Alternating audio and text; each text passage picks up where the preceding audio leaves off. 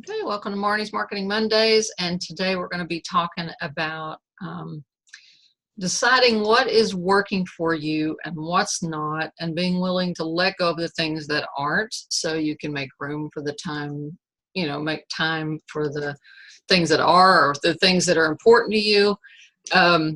This is coming from a personal a personal evaluation that I did, and I kind of broke down what I did, and I just thought I would share it with you. And you can take it for what it's worth, whether it's something that's helpful for you or not. But I'm kind of in a position where I can do anything that I want right now. So I started really taking a hard look, and I've had kind of the gut feeling of a lot of the social media stuff and the traditional marketing stuff that I have been doing for predominantly other people. I'm seeing that some of it's just a waste of time. Okay, it's just we're not seeing the results from, say, posting to your Facebook page 4 times a week or 3 times a week. I mean, it's not turning into sales, really. You can post like 1 time a week, just where you look like you're up to date, and it's more just if somebody checks you out, oh, there's something new on here kind of thing. Or, some of unless you're going to go hog wild with Pinterest, then, posting a whole lot to it may not be beneficial unless you're really going to focus in, and Pinterest is your audience, and you want to try really just going crazy with it. And so I'm just kind of seeing that, okay, I feel like I'm a rat on a wheel trying to keep up with everybody's mega postings and everything. And it's just not delivering the results for people. And I don't think it's because the posts aren't good or whatever. It's just the visibility. People are saturated. Okay. So I'm advising some of my clients that we cut back on some of these activities that are not working, and then refocusing on the things that are, and that's different for every client. For example, I have a client, Amazon ads are working fantastic for him, and so they're coming to his site, and then he's got, say, products he's developed. He has lots of products, but the graphics for them and the sales pages for them are weak or either old, and so it looks like his stuff is old. And so I'm telling him, okay, why don't we focus on updating your stuff, giving it a new polished look. They're buying the books from the Amazon ads. Let's stop all this, rat on the wheel stuff that's not paying off, and spend the time on your email follow-up series, on your, spiffing up your products and stuff. So that's kind of an example of where we're assessing and saying, okay, is this really working? And, if it's not, where do we need to be focusing our energy? For my own self, I really need to get away from the tech stuff. I've been feeling that very strongly, and I'm in a position where I don't need to make money. Okay. So it's not about money for me. And so when you start looking at your business from from the perspective of, do I need to make money? And it's all about the money. Sometimes you follow paths that you just think that that's where the money is, but your heart's not in it, and it's not what you enjoy.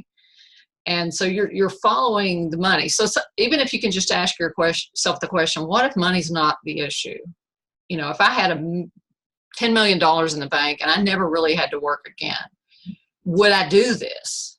And I think you two ladies that are on this call, you would still deliver your messages. You still feel like those are important. You would do it no matter what. And there's certain aspects of what I do, I would do no matter what.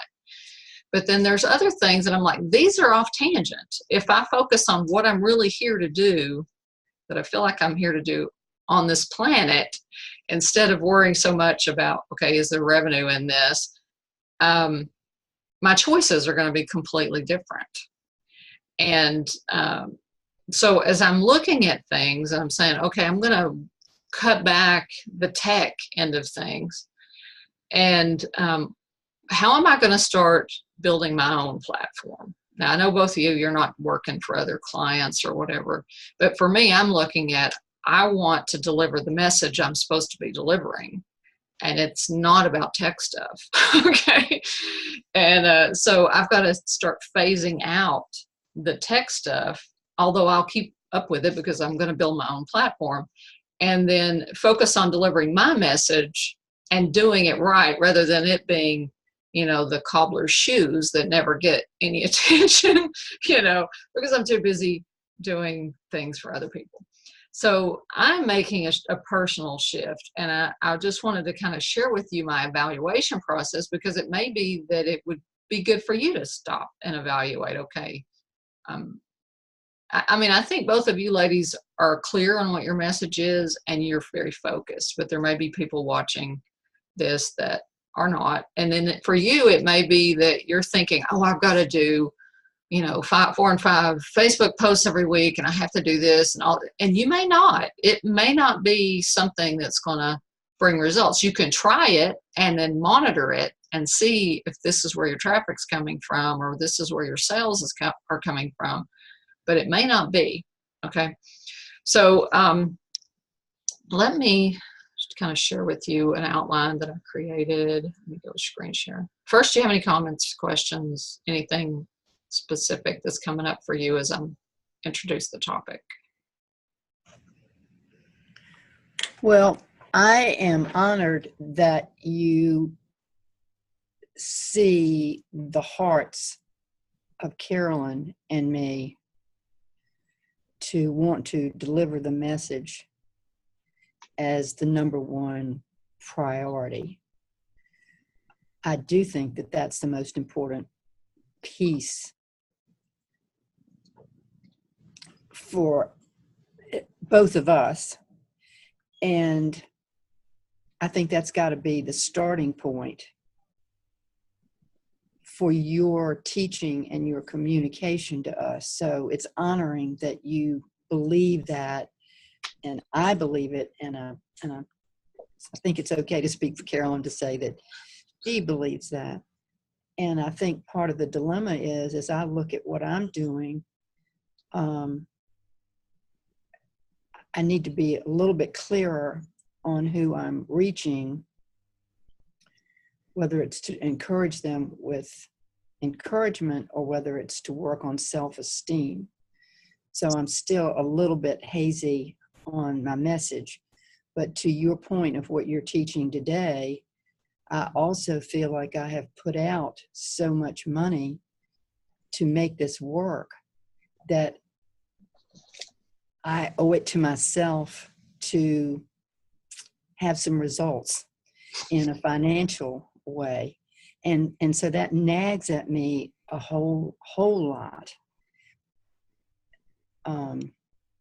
So it'll be fun to think about what would it be like if replacement of money that's already been invested and moving beyond it to pay for healthcare needs and things like that aren't clouding maybe the steps that I take to get there, if any of that makes any sense.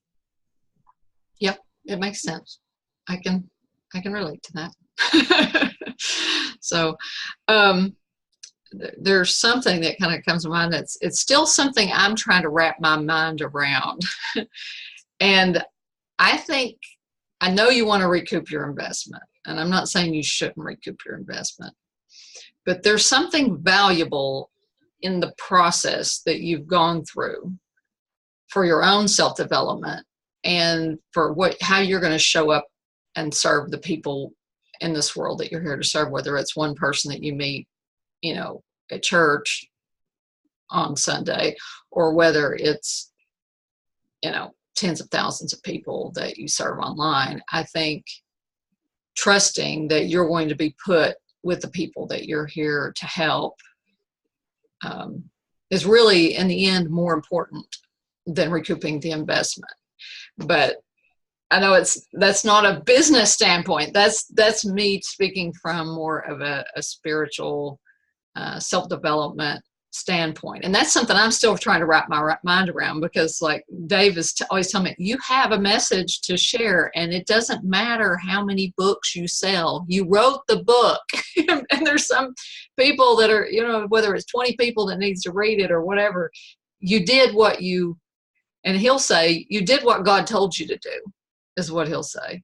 and it's really not about the results that we think we see. It's whatever God chooses to do with that on the other end. So that's not your typical business marketing, but that's sort of my message that I've realized I need to share, is that we're dealing with a spiritual, we think we're dealing with business and practical and everything, but really we're on a spiritual journey here.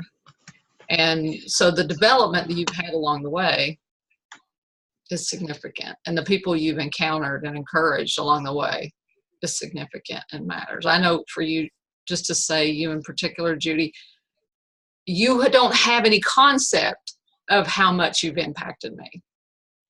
So every person I go and I touch is impacted by you through me. And you don't see that, but it's true. So anyway. It sounds like Judy's having a hard time identifying her target market. If I heard you right, you're bouncing between encouragement and self-esteem. But if a person doesn't have self-worth and you teach them steps to get there or revitalize that, then that is encouraging them. I mean, that is what they need before they can do other things. And one thing that came to my mind once when I was prayerful was that the Lord, our Heavenly Father, told me that the people that I will serve are already planted in my heart. Like, I feel like there's a premortal life. So I feel like these are real people that I already know, that I've made commitments to be in this place for them, and that they'll have things to offer my life and I'll have things to offer them. So I just had to get really clear on, I mean, they're there, like they're real. Who are they?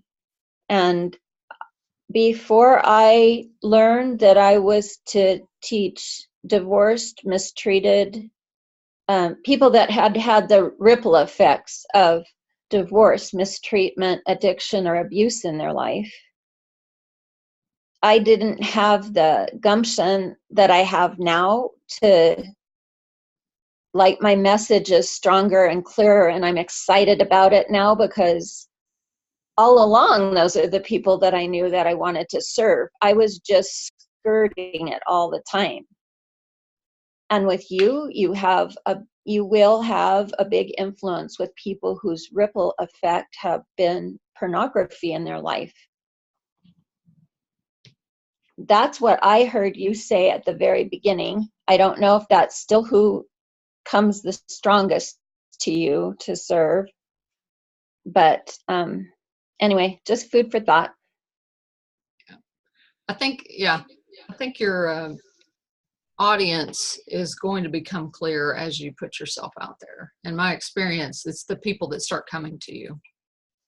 You know, once you put yourself out there to make yourself available, and I know you're doing that, there will be people that'll start to come to you and you'll start to see the patterns. I don't think we have to try so hard to figure out who they are. I think they just come to us. You know, it's like the flower doesn't have to advertise bees wanted, you know, they just. But isn't that, I love that. Isn't that like the Savior, you know, that scripture that says he draws men to him, you know, people were drawn to him. Yeah. He didn't It's have just a to go out and magnetism. find them. You're really clear on yourself and your message, and you're willing to boldly put it out there, then the people will come. And then you can adjust and tweak, you know, where you're speaking to them more clearly or whatever. But, okay, so let me try the screen share here, and we'll go with this. Okay, so we're talking about redeeming your time from the activities that you love and that pay off in your business. So the first step with this is to assess. Okay, where are you now? Where are you spending your time now? What is working? What's not? And also, one of the first questions that I recommend you ask is, what do you enjoy? What is it that you enjoy? Do you enjoy working one-on-one with people on the phone? Do you enjoy speaking to people in groups? What aspects of your business do you like? For me, I love writing, I love teaching, speaking, sharing spiritual concepts and make them practical. Okay, so looks like we lost Judy.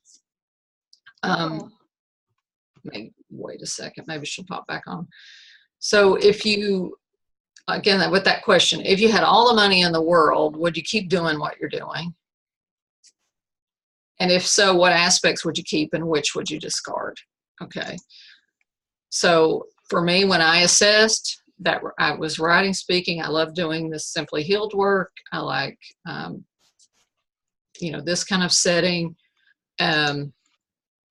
But I'm not really a fan of just posting to people's social media all day long, or things like that. I mean, there's tech things that I really enjoy, and this has been the thing. There's things that I really enjoy, but I could do them on my own work, and that would satisfy that enjoyment of creating websites or social media. That's all I need. I don't want to go do other people's websites, and that be the thing that I do all the time. And I had a really good friend years ago who told me, Marnie, just because you can make money at something doesn't mean you should make money at it. You want to look at what your big goals are. And okay, so of the things that you would like to discard, which ones are truly necessary? Okay, so you may be that there's stuff that I don't like doing, but it needs to be done. Personally, I'm not a bookkeeping fan. Okay, so unless I'm in the mood to figure out how much money I made, then I'm in the mood to do it. But I certainly wouldn't want to do it for other people. But so which aspects of these things have you looked at the statistics to see if they are really working? Are they really necessary? Is it really necessary for me to post to my business Facebook page 4 and 5 times a week? Or am I really seeing traffic? And you can put Google Analytics on your site to see that kind of stuff. You can just look in the statistics in your control panel to see, is it really coming from there? You may discover that you don't need some of these things. And of the activities that are necessary, which ones could you delegate or automate? Right now I'm looking at Tailwind for a client who wants to start putting her Pinterest pins and her Instagram stuff into Tailwind, and it schedules it out. Okay. So I'm kind of learning about that, mainly because a client wants me to learn about it. So that may be something that once I study this for the client, that I discover, hey, this is something I could use to automate my own stuff. Or if I retain some of these clients that need that kind of thing, maybe we can do that. I'll let you know in a few weeks what I think about that one. So here's like a little spreadsheet here, and I'll give you all this document, but what's the activity in the business? What are the things that you do in your business, or that you think you need to be doing, and maybe you feel like you're dropping the ball on, that you're not doing? And then rate it on a scale of 1 to 10 of how much you really enjoy that. 10 being most and 1 being least. And then how necessary is it on a 1 to 10? And can that activity be automated or delegated? Or dropped. We could also say or dropped. And maybe that you think you need it, and then on further investigation, you decide, nah, maybe I don't need to do that right now. Or postponed. Maybe something you could postpone till later.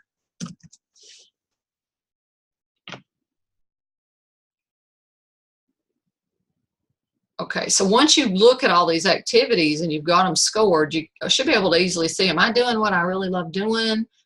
Am I doing what's effective? Or am I spending a lot of my time on the things that aren't effective? Am I just spinning my wheels doing things that are not really that productive? And then create a game plan. So like I prayerfully looked at my business and I thought, okay, short term, as a stepping stone, I want to take and redeem half of my work time for my own projects. my own message. That's a short-term thing, mainly because I have obligations to certain clients and I want to fulfill those obligations.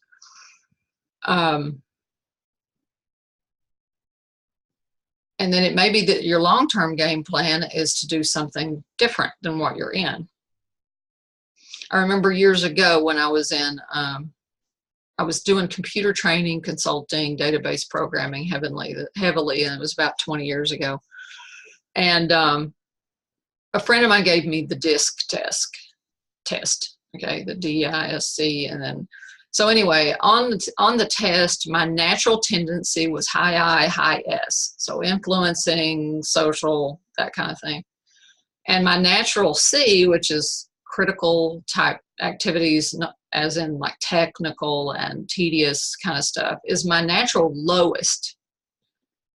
But when you looked at my adapted score, the lowest thing was off the charts. The thing I'm naturally inclined to want to do had become my strongest, and it was higher than the other things that are my natural. And I had a friend look at it. Actually, she worked for somebody who was a professional personality theory person. And this guy said, this is somebody who would really rather be out teaching, speaking, doing something philosophical, who has had to adapt and learn computers to make money. She's developed these tech skills so she can make money. And when he told me that, I thought, I have got to figure out a way to gradually reduce the tech and increase the stuff that I really enjoy. And in the grand scheme of things, I'm very grateful that I adapted and gained strengths in those tech areas, because they help me implement and they help me deliver my message. There's a lot of people that don't have those tech skills and they're held back because they don't have them. But it's not where I need to go overall. So I began to figure out ways where I could do more writing, more speaking, and less of the tech, and gradually moved it over. But tech, I've always had that war between the tech and the other, because in my mind, the money's where the tech is, you know. And I don't think it's true. I think it's sometimes the thing we resist is the very thing we need to go into. And I'm kind of at the point where whether there's money there or not, I'm going to go where I want to go. So we shall see. We'll see what happens in the process of whether doing what you love actually pays off. I'll let y'all know. Have you tried the National Speakers Association? No, but I have a couple friends that are doing that, and they just kind of started slow, but they're getting speaking opportunities that way. Yeah, I've been pointed toward it, but I just don't have the example work and all that kind of stuff that I would probably need to really get on there. So I'd have to research, and I will definitely check into it as we move forward with this. Right now, I feel like I'm focusing on writing. The most is where I need to be right now. And then the speaking of all of that. So my game plan is to reduce that time, not take on new clients and that ongoing tech work. The only new clients I'm taking are like Facebook ad management clients, because they're not very time intensive on my part. So, and then spending more of the time in the other. And my end goal is to build my own platform and really find something that works with my own platform. So that's my game plan. It's not numbers driven. It's not, other than I want to spend half my time, on it. That's the only numbers I'm worrying about. I'm not worrying about monetary numbers. You might need to do that. So you could bring in a game plan of how much revenue you want to create by when or whatever.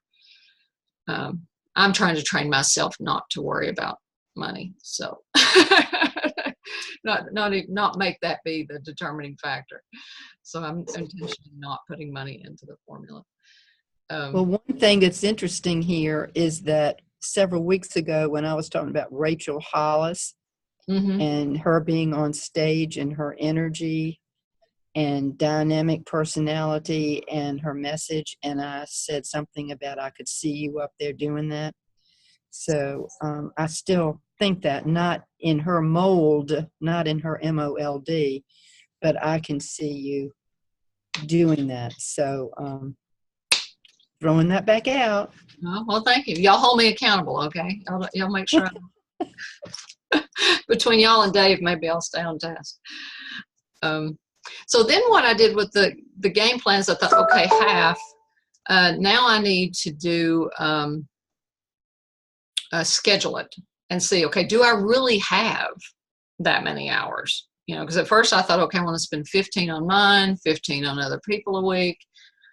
Just work 10 to 4 every day, something like 10 to 5, whatever. I figured it was 6 hours that I could work 5 days a week. Okay, so I looked at my schedule and I put in my personal obligations. Like, I want to make sure I'm going to the gym. I've got my family things, obligations I have to take care of, and church stuff and those kind of things. And then I schedule my client work in. And I'm not one who keeps track. I just do the work. And so I guesstimated, all right, how much it's going to take to do each task for a client, and book that on my schedule. So I made sure that I'm fulfilling those client commitments. So whatever commitments you have to family or whatever, put all of that stuff in first, and then schedule time for your goals. Okay. And working on your project. And for y'all, you know, you don't have client stuff that well, you may have client calls or coaching or something like that, but you don't, you know, you would put those things in. But you're not like me where I've got to do so much client work for people.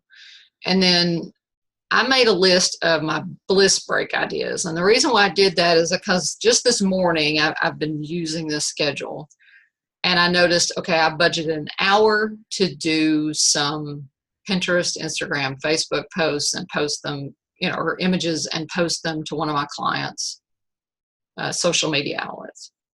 And I thought, okay, it'll take an hour. Well, it took 35 minutes. Okay. So I had some time left. And it wasn't enough time because I had this call to go start on some other project. I mean, there's a couple lists you could make. Lists of things that you can do quickly on your own projects or something.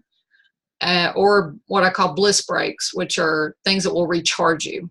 So you're not just working constantly, you know, so you're taking breaks. For me, it might be playing the piano, or washing dishes is therapeutic for me. I know that's weird, but it's like whatever kind of gets me out of my head and gets me to take a little bit of break, walk in the garden, pick something. So I have that list handy. And then as you go through and you start following your schedule, you'll see that, okay, some things took longer than I thought, some things took less, and you can adjust going forward how long it's going to take you to do what. So I'll give you an example of what I did. Okay, so these are my things that I'm supposed to be focusing on. That's it. Okay, and I do have these scheduled. And this is just whether I scheduled them or not, is all that is right there. I've got this new software. My computer crashed and I haven't installed Word yet. So, all right. So these are the things that I want to do. And these are each of my clients and what needs to be done with them. And then I'm scheduled them out on to my schedule. And then I have my bliss breaks here. So I've actually printed this out so I can put it up, because I don't know about y'all, but I have this problem where if I don't have it written down and put somewhere, I can have times where I don't know what I'm supposed to be doing. Yeah, I got time to do whatever I want, you know. And I'm not using my time wisely, or I get sucked into playing on Facebook or something like that because I'm not clear on what I'm supposed to be doing. So I have started to use for weeks now a list of what I'm supposed to be doing for each client, and then I mark it off, but I haven't been scheduling it. Okay. So I have started to create a schedule. So and I do pretty well with schedule. That is a pretty booked schedule. Okay. And I did good to claim how many hours did I think I ended up claiming? Maybe,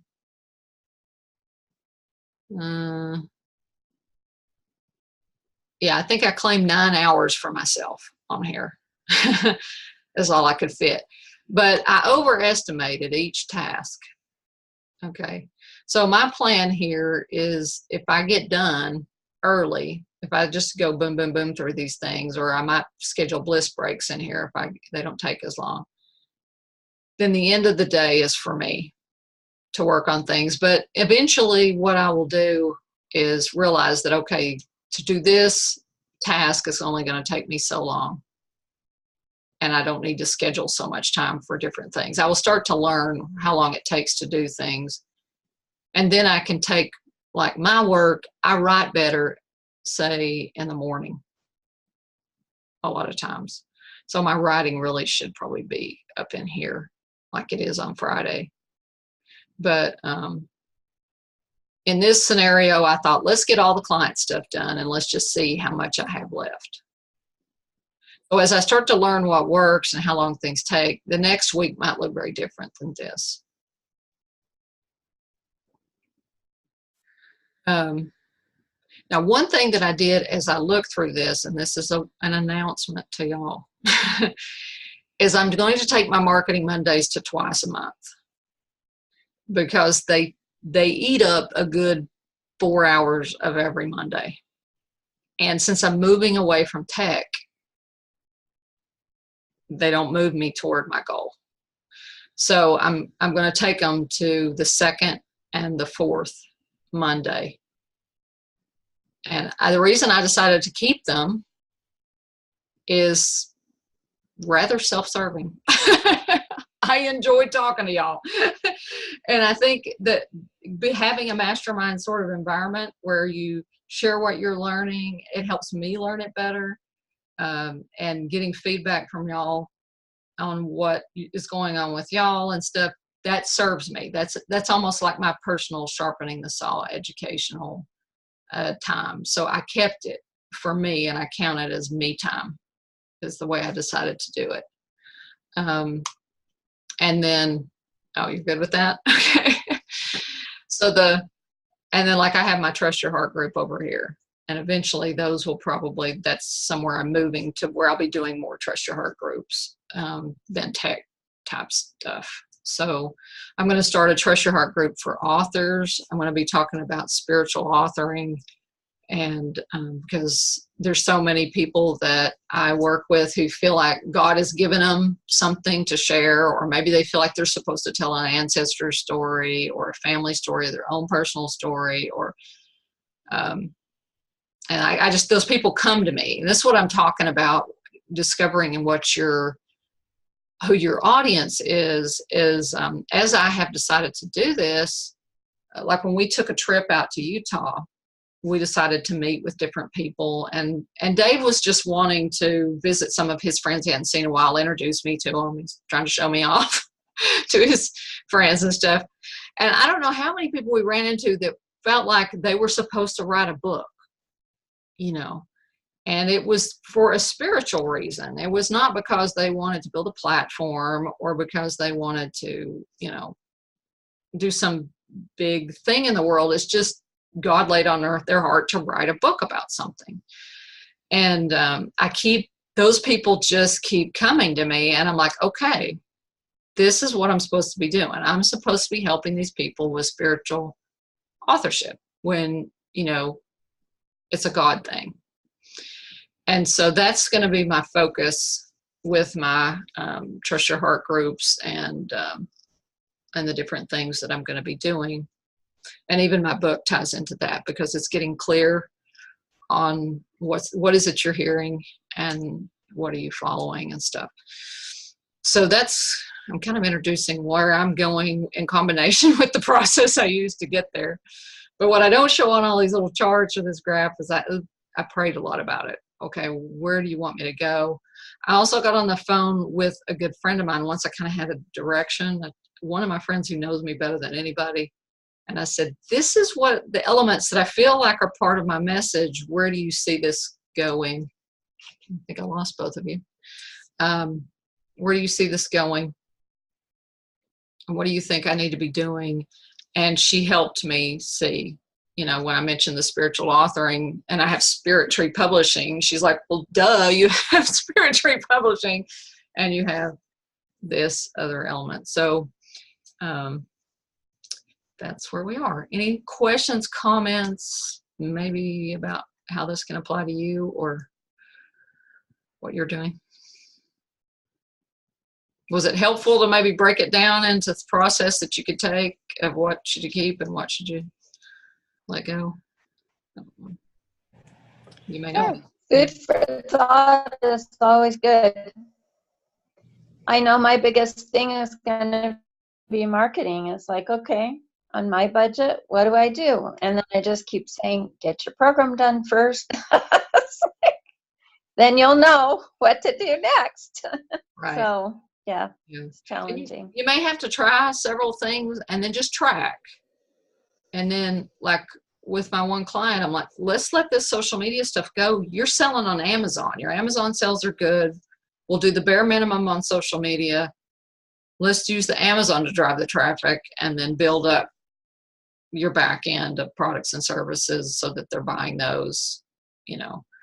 So she's buying Amazon ads. Mm-hmm. And it's, well, I know you only clear about 70%, but he's spending maybe 76% to get those sales. So he's going in the hole just a smidgen, but they're starting to buy other books as well.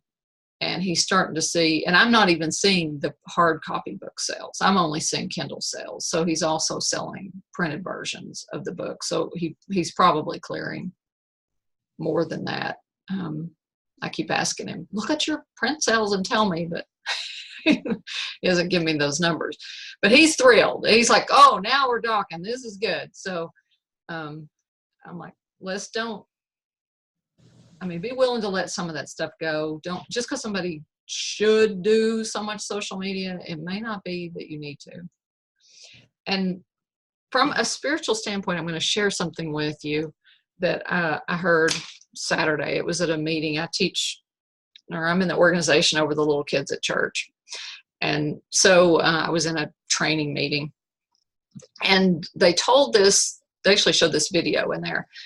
And it was like a example teacher training you could do with your teachers for the little kids. And there was a lady who shared this story of how when she was years ago, probably a decade ago, she was a Sunday school teacher. And she was sitting in the main church meeting when she just heard, tell them you love them. And she's like, well, I do tell them I love them. I tell them every day at the end of, or every lesson at the end, I tell them I love them. It's like, no, tell them you love them individually. And so she started standing at the door every week. And as the kids would go out, she would hug them and tell them she loved them, each one individually. And so years passed, and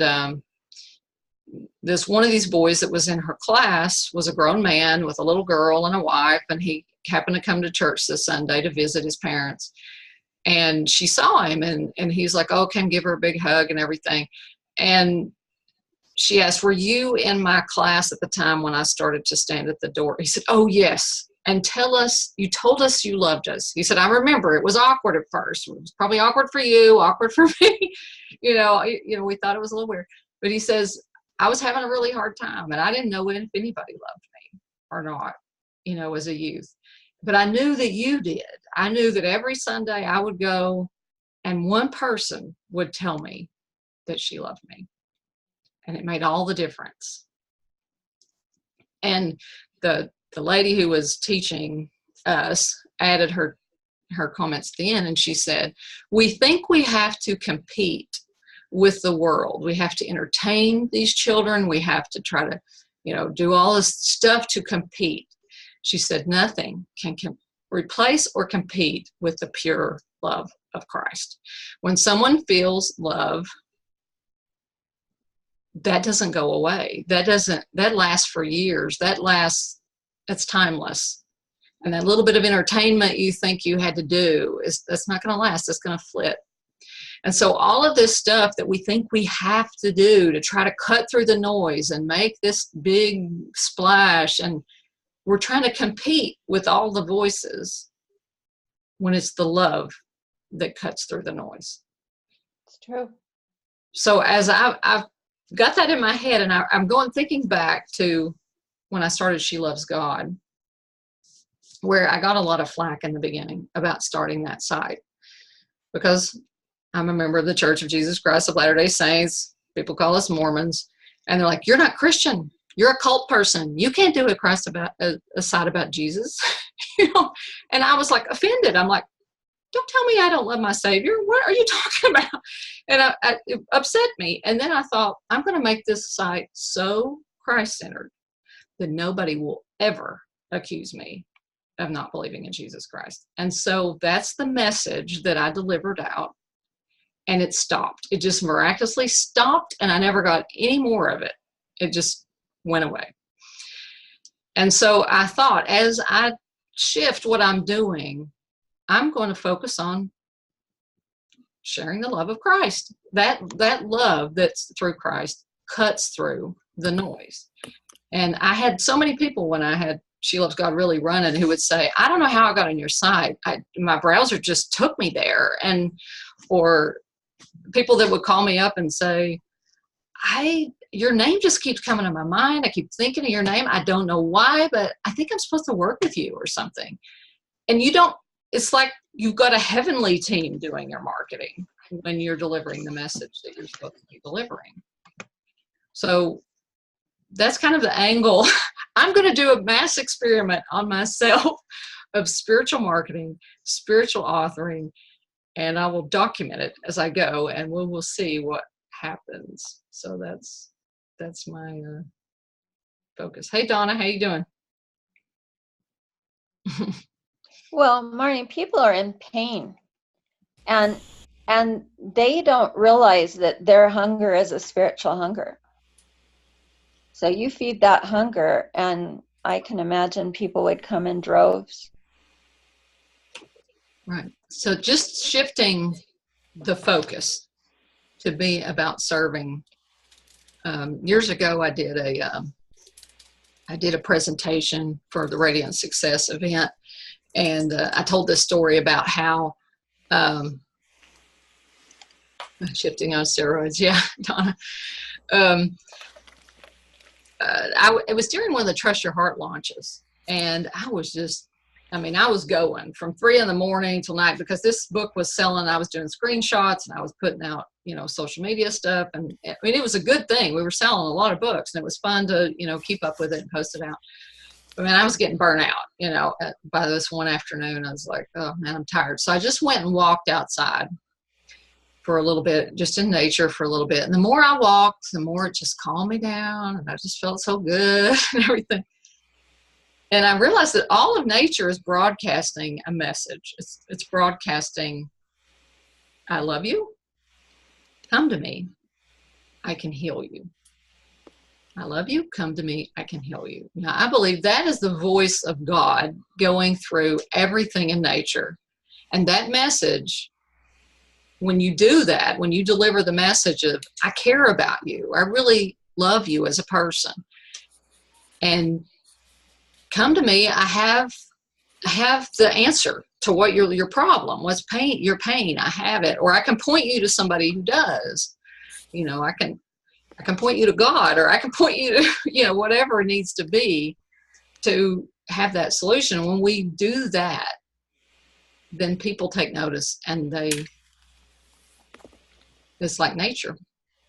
And everybody's so information overloaded right now, and stressed about things. They need that type of message. And I think as we radiate it in who we are, it becomes like the bees that come to the flowers that don't need to advertise bees wanted. So. Marnie, how do I share give you a link to a document in Google Docs? How do I get the link? The link for a Google Doc? Yeah.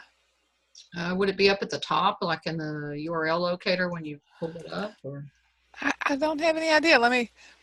I I wanted to. think it is just, You trying to screen share it, or you want No, to? I'm trying to give you the link so that you can look at it here. Let me just put it in the chat box here.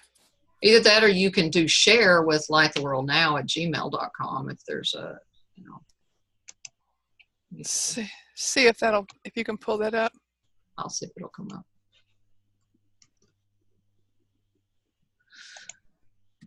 Okay, let me.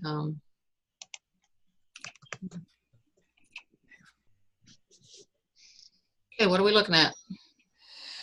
This is the result of what you did a quick help edit on.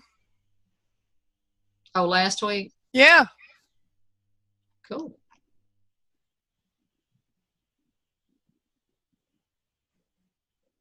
Do a little butter spread across two little bread.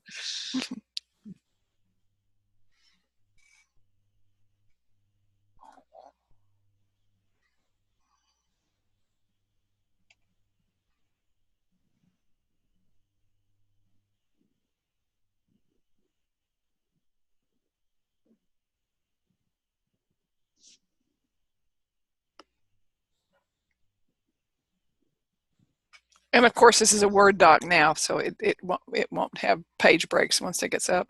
Right.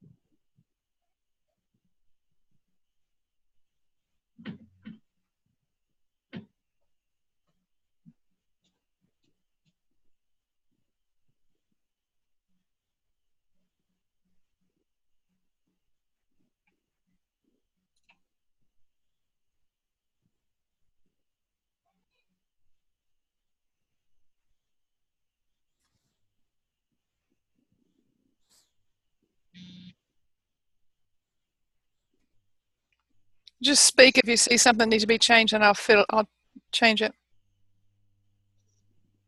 Yeah, I'm not really seeing it. Of course, I'm not reading word for word like an editor, you know, I'm just scanning. Sure.